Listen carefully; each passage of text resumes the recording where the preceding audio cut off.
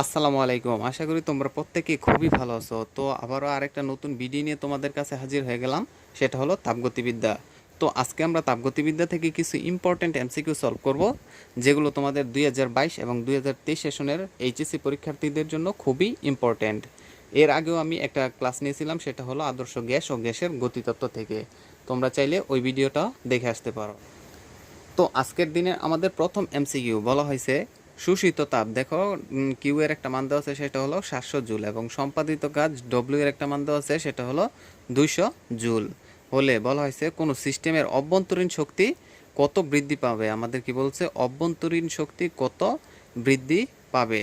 তো তোমরা এখানে যে ক্লুগুলো দেওয়া আছে, এই ক্লুগুলো দেখেই তোমরা অনেকে বুঝতে পেরেছো যে এটা তাপগতিবিদ্যার যে প্রথম সূত্রটা আছে, ওই সূত্র দিয়ে কি করবে, তোমরা এটা সলভ করবে। আর তাপগতিবিদ্যার প্রথম সূত্রটা কি ছিল, যে del Q equal to del U plus del W.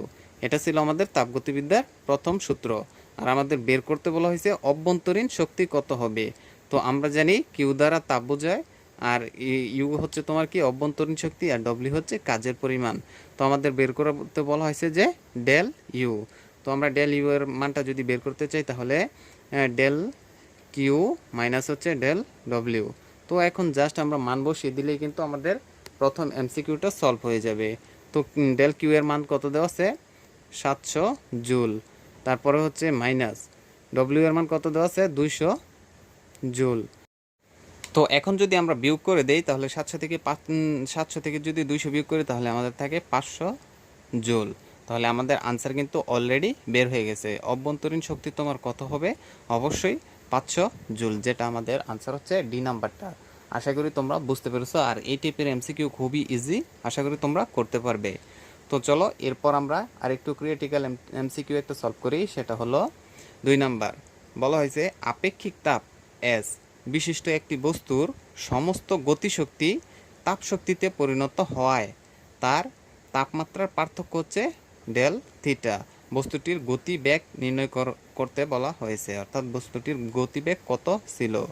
তো আমরা প্রথমেই জানি যে গতিবেগ অর্থাৎ গতিশক্তি ইকুয়াল টু আমরা জানি যে হাফ এম বি স্কোয়ার। গতিশক্তি ইকুয়াল টু আমরা কি জানি, হাফ এম বি স্কোয়ার। আর এখানে কি বলা হয়েছে, দেখো আপেক্ষিক তাপ এবং তাপমাত্রার পার্থক্য দেওয়া আছে। তাহলে আমরা একটা সূত্র শিখেছিলাম, সেটা হলো যে এম এস ডেল থিটা। তো আমরা কি করব, এটা সমান এটা লিখব, কারণ হচ্ছে বলা হয়েছে যে আপেক্ষিক তাপ এস বিশিষ্ট একটি বস্তুর সমস্ত গতিশক্তি তাপশক্তিতে কি করা হয়েছে, পরিণত করা হয়েছে,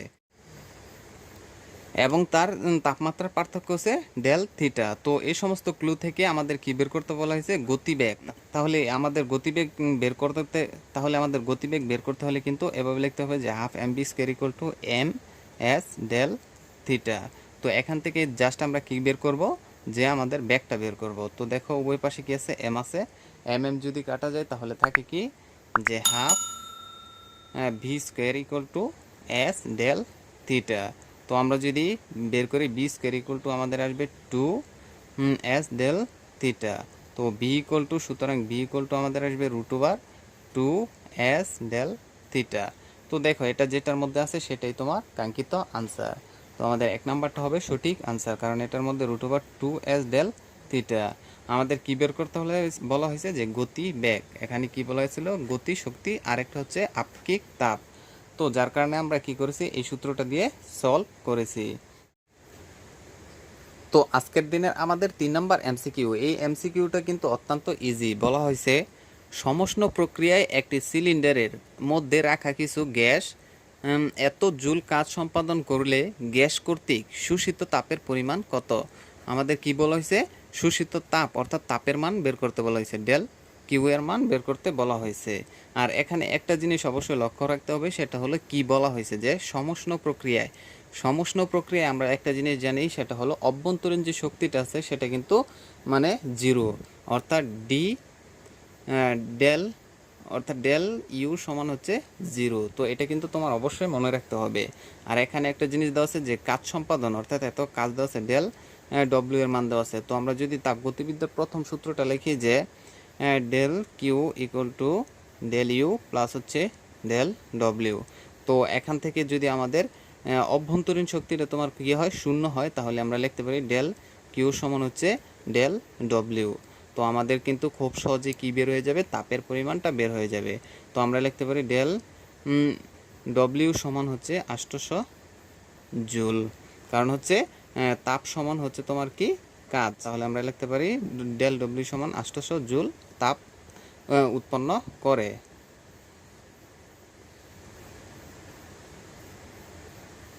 তো এরপর আমাদের নেক্সট কোশ্চেন বলা হয়েছে, যদি 2 ক্যালোরি তাপ সম্পূর্ণরূপে কাজে রূপান্তরিত হয় তবে কাজের পরিমাণটা আসলে কত। তো এখন বলেই দিয়েছে যে কত ক্যালোরি কাজে রূপান্তরিত হয়, বলা হয়েছে 2 ক্যালোরি। আর আমরা জানি 1 ক্যালোরি সমান হচ্ছে 4.2 জুল। তো এখান থেকে যদি আমরা 2 লিখি তাহলে 2কে আমরা কত দ্বারা 4.2 গুণ হচ্ছে 2 জুল। তো আমরা বের করতে পারি যে 8.4, যেটা আমাদের ডি নাম্বারে আনসার দেওয়া আছে। তো যদি 2 ক্যালোরি তাপ সম্পূর্ণরূপে কাজে রূপান্তরিত হয় তবে কাজের পরিমাণ হবে 8.4 জুল। তো এটাই ছিল আমাদের 4 নাম্বার কোশ্চেন। তো এরপর আমরা 5 নাম্বার কোশ্চেনের মধ্যে চলে যাই।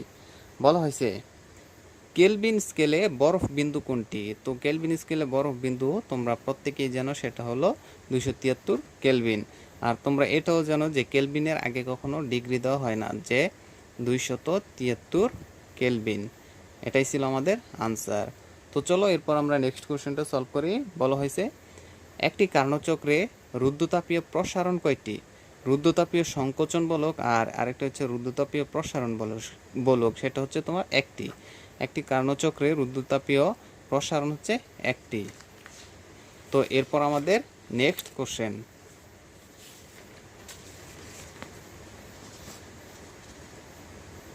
তো এই গ্রাফটা তোমরা পারলে একটু মুখস্থ করে নিবে, কারণ বলা হয়েছে সমষ্ণ রেখা কোনটি। তো সমষ্ণ রেখা আমরা জানি যে P/B। তো এটা হলো আমাদের কি সমষ্ণ রেখা।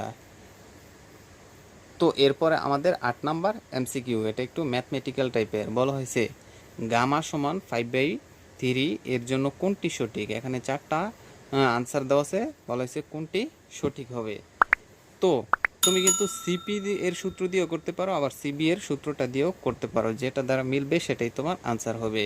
তো যদি আমরা সিবি এর সূত্র দ্বারা করি তাহলে আসে যে R/, গামা -1। তো এখানে জাস্ট মানগুলো বসিয়ে দিব, যে R/, গামা এর মান আছে 5/3 -1। তো R/, আমাদের আসে 3 কি 3, 5 - 3 হচ্ছে 2/3। তো আলটিমেটলি মান আসবে যে 3/2 ইন্টু R। এটাই আমাদের আনসার। তো দেখো এটা যেটার মধ্যে আছে সেটাই কিন্তু আমাদের আনসার। তো বি নাম্বারটা আমাদের সঠিক আনসার। তুমি চাইলে সিপি এর সূত্র দ্বারাও করে দেখতে পারো যে এটার মান আসে কিনা। তো এরপর আমাদের নেক্সট কোশ্চেন বলা হয়েছে মহাবিশ্বে এন্ট্রপির পরিমাণ। তাহলে মহাবিশ্বের এন্ট্রপির পরিমাণ কি, কমছে, বাড়ছে, না শূন্য, না ধ্রুবক। তাহলে তোমরা অবশ্যই জানো মহাবিশ্বে এন্ট্রপির পরিমাণ ক্রমাগতই কি করছে, বাড়ছে। তো এরপর আমাদের আজকের দিনের সর্বশেষ এমসিকিউ, সেটা হলো যে 5 ডিগ্রি সেলসিয়াস তাপমাত্রার জন্য ফারেনহাইট স্কেলে মান কত। এটা অবশ্য 9-10-এর যেই ম্যাথগুলো আছে ওই ম্যাথগুলোর মতো একটা ম্যাথ। তো এটাও আশা করি তোমরা অনেকেই সলভ করতে পারবে। তো চলো আমরা সলভ করে আসি। কি বলা হয়েছে, সেলসিয়াসের সাথে কিসের সম্পর্ক, ফারেনহাইট। তো আমরা জানি C/5 F-32/9। তো আমরা সি এর মান কত দেওয়া আছে 5 ডিগ্রি, তো 5 লিখবো, 5/5 = F-32/9। তো দেখো এটা কাটা থাকে 1, তাহলে আমরা লিখতে পারি F-32 হচ্ছে আমাদের 9। তো F আমরা লিখতে পারি যে 41 ডিগ্রি ফারেনহাইট। তো এটাই আমাদের আনসার, যে 5 ডিগ্রি সেলসিয়াস তাপমাত্রার জন্য ফারেনহাইট স্কেলে এর মান হবে তোমার 41 ফারেনহাইট। তো আশা করি তোমরা বুঝতে পেরেছো যে এই এমসিকিউগুলো কিভাবে তোমরা সলভ করবে। আর এই এমসিকিউগুলো কিন্তু তোমাদের জন্য খুবই ইম্পর্টেন্ট। তোমাদের জন্য ম্যাথমেটিক্যাল টাইপের যে এমসিকিউগুলো সলভ করিয়ে দিলাম সেগুলো একটু ভালো করে তোমরা প্র্যাকটিস করবে, তারপর হচ্ছে এক্সামের মধ্যে যাবে। এছাড়া কিন্তু তোমরা সবই ভুলে যাবে যদি প্র্যাকটিস না করো। তো আশা করি তোমরা ভিডিওটি বুঝতে পেরেছো। যদি ভিডিওটি ভালো লাগে অবশ্যই আমাদের চ্যানেলটিতে একটি লাইক, এবং পরবর্তীতে তোমরা কোন টপিক বা কোন চ্যাপ্টারের উপর ভিডিও চাও সেটা আমাদের জানাতে ভুলবে না। তো তো সবাই ভালো থাকবে, সুস্থ থাকবে।